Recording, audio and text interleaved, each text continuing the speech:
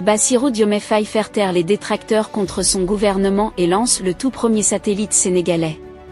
Très bonne nouvelle, le Sénégal ouvre une nouvelle page de son histoire et lance un très grand satellite. Salut chers abonnés et bienvenue une fois de plus sur votre chaîne d'information préférée. Aujourd'hui, nous allons faire un tour du côté du Sénégal où nous avons en ce jour une nouvelle très historique. En effet, une industrie spatiale se lance au Sénégal, avec un premier satellite mis en orbite le vendredi 16 août dernier. D'autres suivront, dans un pays qui compte bien obtenir son indépendance sur la fabrication de ces petits astres. Il s'appelle Gandsa 1A, et il est le premier satellite sénégalais, fruit d'un projet initié en 2019 et baptisé Sénat Sénégal.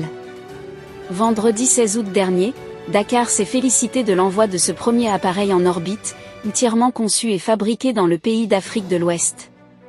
Le Sénégal entre dans une nouvelle ère, commentait sur le réseau social X par son président Bassirou Diomaye Faye. Le satellite a été mis en orbite avec l'aide de SpaceX, qui s'est chargé de l'envoi grâce à son lanceur, la Falcon 9, depuis la base de Vandenberg en Californie. Avec lui, 115 autres satellites ont aussi pris place à bord de la fusée, dans une mission baptisée Transporter 11.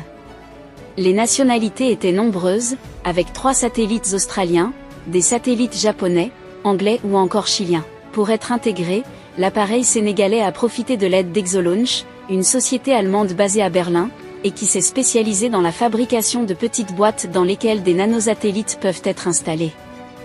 Avec elle, des satellites comme Gandsa 1A peuvent obtenir un ticket d'entrée vers l'espace, alors que c'est Exolaunch qui s'occupe de réserver une place pour sa boîte remplie de nanosatellites, à des sociétés comme SpaceX. Le satellite sénégalais a aussi reçu une aide française, alors que Gandsa 1A est le résultat d'un partenariat avec le Centre spatial universitaire de Montpellier, CSOM. Son développement aura pris 5 ans, sous l'égide du ministère de l'Enseignement supérieur, de la Recherche et de l'Innovation. Il témoigne de la volonté du Sénégal de se hisser au rang des pays disposant d'une technologie de pointe. Le lancement du tout premier satellite sénégalais est bien plus qu'une simple prouesse technologique pour ce pays d'Afrique de l'Ouest. Il symbolise l'acquisition par le Sénégal d'une souveraineté technologique accrue, lui permettant de mieux maîtriser son développement. Ce satellite va révolutionner de nombreux secteurs clés de l'économie sénégalaise. Il permettra d'améliorer les télécommunications, de surveiller les ressources naturelles, de prédire les catastrophes naturelles et de développer de nouveaux services numériques. Gandsa 1A va contribuer à étendre la couverture réseau dans les zones rurales, facilitant ainsi l'accès à Internet et aux services en ligne pour des millions de Sénégalais. Le satellite pourra fournir des données précises sur les conditions météorologiques, les sols et les cultures, permettant aux agriculteurs d'optimiser leur rendement et de s'adapter au changement climatique. Les images satellitaires permettront de surveiller l'évolution des forêts, des côtes et des ressources en eau, contribuant ainsi à une gestion plus durable de l'environnement. Le développement et le lancement d'un satellite sont des projets complexes et coûteux. Le Sénégal a dû mobiliser d'importantes ressources humaines et financières pour mener à bien cette entreprise. Le lancement de Gandsa 1A ouvre la voie à la création d'un écosystème spatial sénégalais. De nouvelles entreprises et de nouveaux projets pourraient voir le jour, créant ainsi des emplois et stimulant l'innovation. Le Sénégal devient un modèle pour d'autres pays africains qui souhaitent se lancer dans la conquête de l'espace.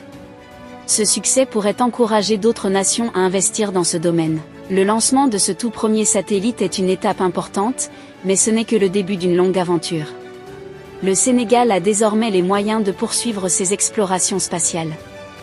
Eh bien chers abonnés, c'est là en quelque sorte l'information que nous avons pour vous en ce jour. Qu'est-ce que vous en pensez pour ce qui est de cette note d'information? Laissez votre avis en commentaire. Partagez massivement la vidéo avec vos amis si vous l'avez trouvée intéressante. Abonnez-vous à la chaîne si ce n'est pas encore fait, pour ne pas rater les prochaines notes d'information.